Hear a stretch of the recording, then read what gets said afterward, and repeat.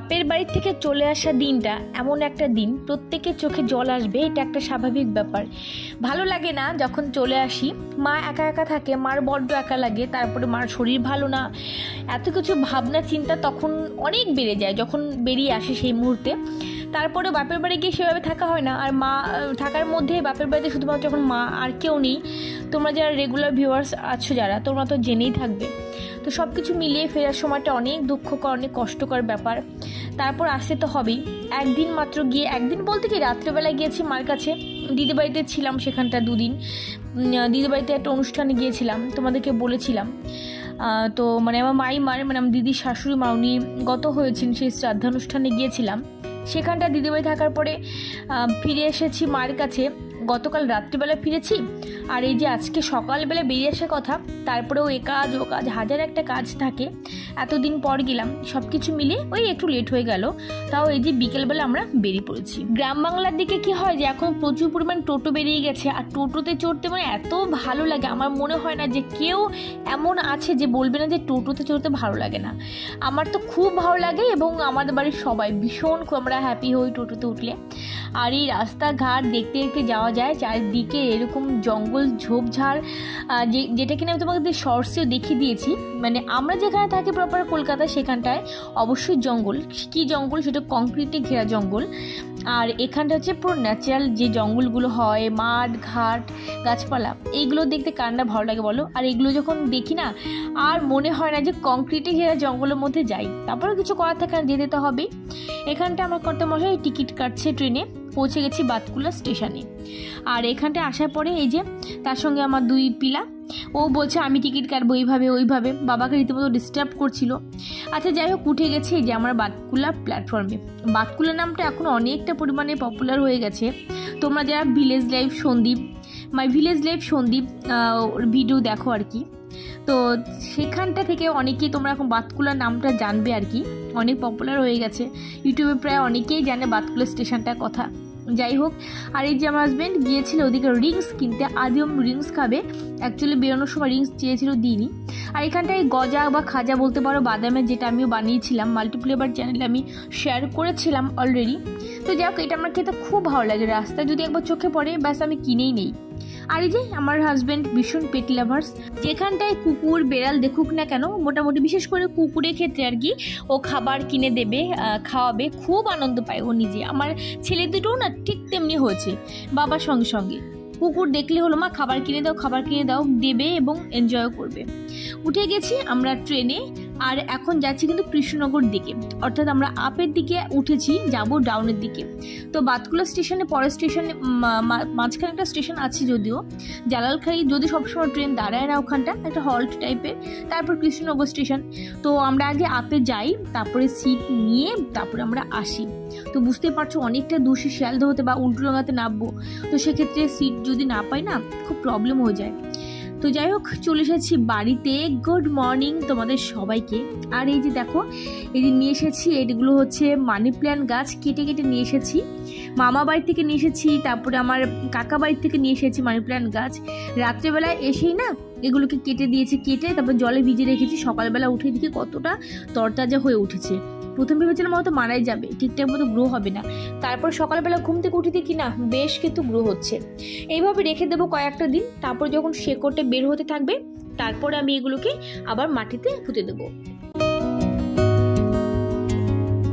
কয়েকটা দিন বাড়িতে ছিলাম না, তো সেক্ষেত্রে বুঝতে পারছো ধুলো বালি প্রচুর পরিমাণে হয়ে গেছে। তো সেগুলোই আজকে ক্লিন করবো, বা বলতে পারো আমার এই কিচেনটাকে আজকে খুব ভালোভাবে আমি ক্লিন করবো। মানে আমার মেকওভার করা কিচেনটাকে ভালোভাবে আজকে ক্লিন করবো। ফাইনালি শীত কিন্তু আমাদের থেকে বিদায় নিতে চাইছে, অর্থাৎ আমরা কিন্তু একদমই উইন্টার সিজনের একদমই শেষের দিকে আমরা আছি। আর প্রত্যেকটা সিজন আসলে কিন্তু প্রত্যেকভাবে আমরা কিন্তু নিজেকে কেয়ার করি। শীতের সময় একরকম ফেস ওয়াশ আমরা ইউজ করি, গরমের সময় কিন্তু ঠিক আবার উল্টো হয়ে যায়, অন্যরকম একটা ফেস ওয়াশ ইউজ করি। কিনা তোমাদের সঙ্গে একটা খুব ভালো ফেস ওয়াশ আমি রিভিউ আমি দেবো তোমাদেরকে। রিসেন্টলি এটা আমি ইউজ করছি এবং বিশ্বাস করো এত ভালো একটা রেজাল্ট পেয়েছি। এই ফেস ওয়াশটা আমি রিসেন্টলি ইউজ করছি, এত ভালো ফল পাচ্ছি, তোমাদের সঙ্গে আমি শেয়ার করছি। এটা হলো হচ্ছে aloe vera foaming face wash from আতুলিয়া। আতুলিয়া কোম্পানি ফেস ওয়াশ হলো এটা একটা ফোমিং ফেস ওয়াশ, যার ভেতরে কিন্তু অ্যালোভেরা এক্সট্রাক্ট ভরপুর পরিমাণে থাকে। আতুলিয়া অ্যালোভেরা ফেস ওয়াশ যার আমাদের স্কিনকে হাইড্রেট রাখে এবং তার সঙ্গে নারিশ করতে সাহায্য করে। এটি কিন্তু পুরোপুরিভাবে ফেসের অ্যাকনির বিরুদ্ধে কাজ করে, তার সাথে কিন্তু দাগ ছোপের বিরুদ্ধে কিন্তু লড়াই করে, স্কিনকে সফট করে তোলে এবং হেলদি করে তোলে। এই ফেস ওয়াশটার ভিতরে ভরপুর পরিমাণে অ্যালোভেরা এক্সট্রাক্ট থাকার কারণে কিন্তু আমাদের স্কিন খুব সহজে কিন্তু গ্লো করতে সাহায্য করে। আর এর সাথে আছে একটা সিলিকন ব্রাশ, যার সাহায্যে কিন্তু খুব সহজে ফোম তৈরি হয় এবং আমরা আমাদের স্কিনের উপর অ্যাপ্লাই করার পরে কিন্তু আমাদের স্কিনে যে ডেড সেলসগুলো থাকে সেগুলো খুব তাড়াতাড়ি এবং খুব সহজে কিন্তু আমরা রিমুভ করতে পারি। আতুলিয়া কোম্পানি অ্যালোভেরা ফোমিং ফেস ওয়াশটা কিন্তু পুরোপুরিভাবে কেমিক্যাল ফ্রি, অর্থাৎ এর ভিতরে কিন্তু কোনোভাবেই প্যারাবেনস কিংবা সালফেট নেই, পুরোপুরি প্যারাবেনস এবং সালফেট ফ্রি। এটা ইউজ করার পরে, অর্থাৎ ওই সিলিকন ব্রাশটা ইউজ করার পরে তুমি আবার ধুয়ে আবার এরকম একটা কভার করার জন্য প্লাস্টিকের লিড টাইপের দিয়েছি, যেটা কিনা তুমি আবার আটকে রেখে দিতে পারো। ইউজ করার পর দেখতে পাচ্ছ কতটা পরিমাণে গ্লো দিচ্ছে এবং কতটা স্কিন সফট হয়ে গেছে। এই অ্যালোভেরা ফোমিং ফেস ওয়াশটা কিন্তু ফর অল স্কিন টাইপ, অর্থাৎ সমস্ত স্কিনের জন্য প্রযোজ্য। আতুলিয়া কোম্পানি এই অ্যালোভেরা ফোমিং ফেস ওয়াশটা তোমরা যদি নিতে চাও অবশ্যই তাহলে পার্সোনাল ওয়েবসাইট www.myatulia.com এখানে লগ ইন করতে পারো। আদারওয়াইজ তোমরা কিন্তু ফ্লিপকার্ট এবং অ্যামাজনে তোমরা কিন্তু অ্যাভেলেবেল পেয়ে যাবে। সামার সিজনের জন্য আতুলিয়ার এই অ্যালোভেরা ফোমিং ফেস ওয়াশটা কিন্তু নিতে পারো।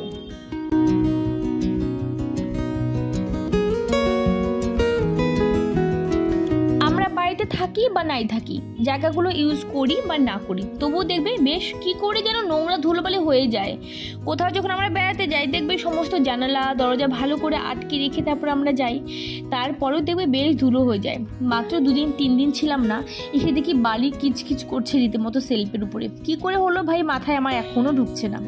আর কিচেনটা কিন্তু মানে কি বলবো, খুব শখের একটা জায়গা। বিশেষ করে আমি যখন, প্রত্যেকেরই কিচেন শখের একটা জায়গা, কিচেন বেডরুম এটা একটা আলাদা অনুভূতি। তারপরেও আমি যেহেতু কিচেন মেকওভার করেছি, নিজে হাতে আর নতুন করে সাজিয়েছি, সবসময় না আরও বেশি ঝকঝক তকতকে রাখার চেষ্টা করি, আরও বেশি মানে কি বলবো মানে রাখি আর কি। তো যাই হোক, আর এসে দেখে এগুলো বেশ ধুলো ধুলো পড়ে গেছে। সেরকম ধুলো নয় যে একদমই বড্ড বাজে লাগছে, ওরকমটা নয়, তবে আমার মনে হলো একটু ভালো করে ক্লিন করে দিই, বেশ কয়েকটা দিন ছিলামও না। তো সেই কারণে সমস্ত কিন্তু বের করে তারপর আবার ক্লিন করে যেখানে কিনেছি সেখানে আবার রেখে দিচ্ছি। র্যাক থেকে সমস্ত কিছু নামিয়ে নিচ্ছি। আর এই র্যাকটার কথা না তোমরা বলেছো, তবে ইয়েলো কালার যে র্যাকটা বানিয়েছি একটা, ওটা তোমরা অনেকে বলেছো দিদি খুব ভালো হয়েছে, কী দিয়ে বানিয়েছো, কী কালার তুমি দিয়েছো। তো এই বিষয়ে আমি এখনও পর্যন্ত যদিও সেভাবে আমি কিছু বলিনি, বলেছিলাম ব্লগে বলে দেবো। এগুলো কিন্তু প্লাইউডের টুকরো, আমি দোকান থেকে কিনে নিয়ে এসেছি। দেখবে কাঠের দোকানে না প্রচুর প্লাইউডের টুকরো ফেলে দেয়, এগুলো কাজেই লাগে না, ঠিক আছে। সেগুলো তোমরা একটু বেশ কয়েকটা টুকরো, কিছু দাম তো দিতেই হয়, না দিলে তো হয় না, যদিও ওনারা চান মানে ফ্রিতে দিতে চান, তারপরেও দাম দিয়ে নিয়ে এসেছিলাম। তো সেগুলো একটুখানি আমি ঘরে নিয়ে এসে পেরেক দিয়ে আমি আমার হাজব্যান্ড দুজন মিলে একটু আমাদের মনের মতো করে র্যাক বানিয়ে নিয়েছি।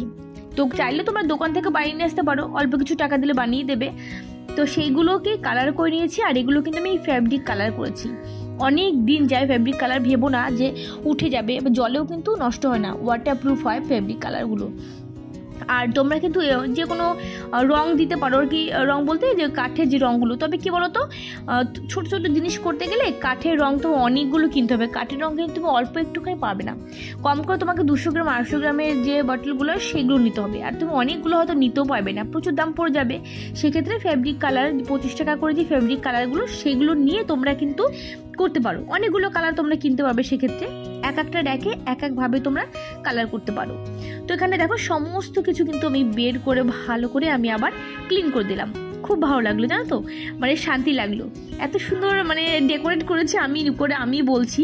তারপর যদি দেখে ধুলো পড়েছে, নোংরা হয়ে রয়েছে, আর ইয়েলো কালার হোয়াইট কালার তো পুরোপুরি বুঝতে পারা যাচ্ছিল নোংরাটা। সেইটা যখন পরিষ্কার হয়ে গেল কী যে শান্তি পেলাম বলার মতো না। আর এদিকটা আমি ভাত বসে দিয়েছিলাম আগে, তরকারিটা পরে করব। ভাতে উতরে গেছে, তো ভাতে এখন আমি অফ করে দেবো। ভাত উতরে যায়নি, এক্সট্রিমলি সরি, ভাত উতরে যায়নি, মানে ভাত আমার একবার উতরে গেছিলো, আমি অফ করে দিয়েছিলাম, এখন আমি আবার অন করে দিলাম, আবার উতরে গেল, এবার আমি নামিয়ে দেবো। আর এখানটায় তেলের প্যাকেট আমি দোকানদারকে বলেছিলাম 1 লিটার তেলের প্যাকেট দিয়েছে এখানটা 1/2 লিটার। আবার দোকানে যাব, থাক এটাই ঢেলে নিলাম, এটাই হয় জানো তো। আমি একবারে বাজার করে নিয়ে এসেছি, আমি দেখিও নিয়ে বলেছিলাম 1 লিটার দিয়েছে 1/2 লিটার রিফাইন্ড অয়েলটা। যাই হোক, এবার যেখানে গেছি সেখানে রেখে দিলাম। অয়েল কন্টেনারটাও ভালো করে একটুখানি আবার মুছে দিলাম টিস্যু পেপার দিয়ে। তারপরে এবার আমি আর বাদবাকি কাজগুলো করে নেব। আর এখানটায় এই যে কাপ যে হোল্ডারটা বানিয়েছিলাম, মানে র্যাকের ভিতরে পেরেক পুঁতে যে কাপ হোল্ডার বানিয়েছিলাম, এত হেল্প করে। দেখো, এগুলো তো আমার দোকানে কিনতেই পাই, ইভেন আমার ঘরে এখনও আছে স্টিলের কাপ হোল্ডার। তারপরেও আমার মনে হয় যে এটাই আমি সাজিয়ে রাখবো, যেহেতু নিজের হাতে তৈরি করেছি। আর নিজের হাতে যদি এরকম একটুখানি ঘর গুছিয়ে সাজিয়ে রাখা যায়, সেই জিনিসের কিন্তু যত্ন আলাদাই হয়। তারপরে আমি ভেবেছি আর একটা বড় কাপ হোল্ডার আমি হ্যাং করব, যেটা কিনা অনেক বেশি কাপ আমি হ্যাং করতে পারবো। এখানটা 5 থেকে 6টা কাপ হ্যাং করতে পারি, বেশি করতে পারি না। তো দেখো, ওই ভাতটা আমি কথা বলতে বলতে ভাতটা আমি রেখেই দিয়েছিলাম আমি গ্যাস ওভেন উপরে। ওটা যে আমাকে ফ্যান কাটতে হবে সেটা আমি ভুলেই গেছিলাম। আর যাই হোক, এখানটা হচ্ছে চটজলদি করে রান্না করে নেব হচ্ছে মাছের তরকারি। অ্যাকচুয়ালি আমরা এসি আসার পরে কিন্তু প্রচুর, মানে কালকে রাত্রে এসি, সকালবেলা থেকে প্রচুর কাজকর্ম করে যাচ্ছি, ডাস্টিং, ক্লিনিং। আর এই যে পুঁই মিটুলি যেটা বলে থাকি আমরা, মামা বাড়ি থেকে মামা মামি এই যে তুলে দিয়েছে, গাছে আছে গ্রামের দিকে। আর এটা যে কতদিন পরে খাবো আমি তোমাদেরকে বলতে পারবো না। পুঁই মিটুলি খেতে কে কে ভালোবাসো অবশ্যই ভাজা, অনেকে এটা কিন্তু চচ্চড়ি টাইপের করে, কিংবা অনেকে মানে 5 স্পেশালি সবজির মধ্যে দেয়, কিন্তু আমার কিন্তু বেশি ভালো লাগে এরকম ভাজা খেতে। আর দেখো, লাল টকটকে হয়ে গেছে পুরো, মানে খুন্তি কালারটা, কি ভালো লাগছে না বলো। যাই হোক, এখানে কাতলা মাছ ছিল আর তেলাপিয়া মাছ ছিল, দুরকম মাছ দিয়ে দুপুরে রান্নাটা সেরে নিলাম। এই যে মাছের একটা তরকারি করে নিয়েছি, আর তার সাথে পুঁই মিটুলি ভাজি, আর কিছু করলাম না। এটা শুধুমাত্র দুপুরের খাবার। আর এতটা ব্যস্ত ছিলাম, অন্য যে কিছু করবো সেটা করার কথা ভাবতেও পারিনি। কোথাও যাওয়ার সময় তো খুব ভালো লাগে সমস্ত জামা কাপড় গোছাতে, ব্যাগ প্যাকিং করতে, প্রত্যেকের ভালো লাগে। সেটা যদি হয় নিজের বাপের বাড়ি তো কোনো কথাই নেই, যেখানে যাই না কেন ভাই, বাপের বাড়ি যাওয়ার একটা মজাই আলাদা। যাই হোক, আসার পরে তারপরে মজাটা বুঝতে পারি যে কি হয়। এই যে জামা কাপড়গুলো এখন সমস্তটা ধুতে হচ্ছে। আর কি হয়, কোথাও বেড়াতে গিয়ে না ফেরার পরে আমার হাতে ধোয়া কাচা বেশি করতে হয়। কি হয় বলো তো, কারণ ম্যাক্সিমাম ভালো জামা কাপড় থাকে, সেগুলো হাতেই আমি ধুয়ে দিই।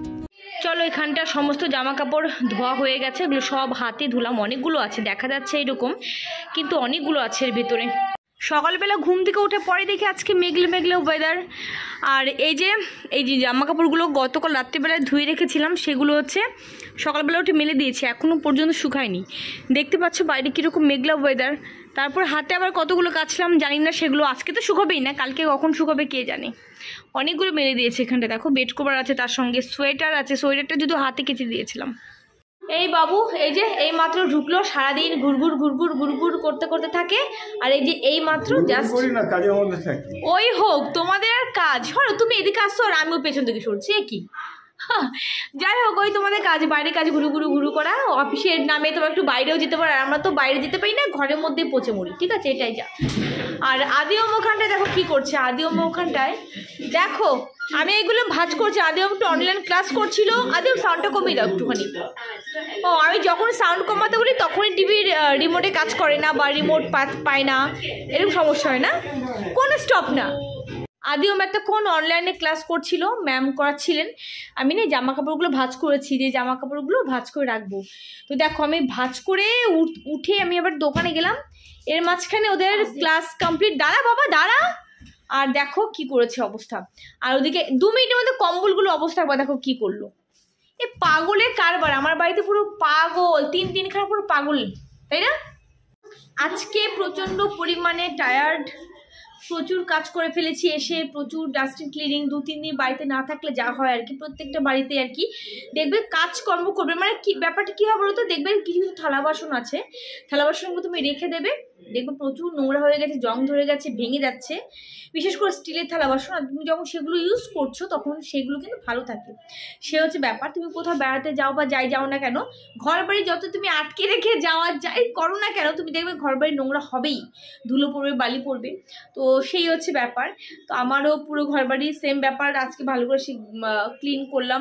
যাই হোক, প্রচুর কাজ করে ফেলেছি, আমি ভাবতে পারি না আমি আজকে এত কাজ করতে পারবো। তারপরেও অনেক কাজ আছে, মাইক্রোওভেন উপরে কভারটা ওটাকে চেঞ্জ করব। ওই মাইক্রোওয়েভে রাখা যে ডেস্কটা রয়েছে ওটা কালকে করব ক্লিন ভালো করে, বেশ পরিমাণে নোংরা হচ্ছে ভেতরটা। অ্যাকচুয়ালি সব কিছু শরীর প্রত্যেকদিন ক্লিন করা কখনোই সম্ভব হয় না, সেই কারণে। তো চলো আজকের ব্লগ আর কন্টিনিউ করছি না, সে কালকে থেকে টেনে নিয়ে আসছি।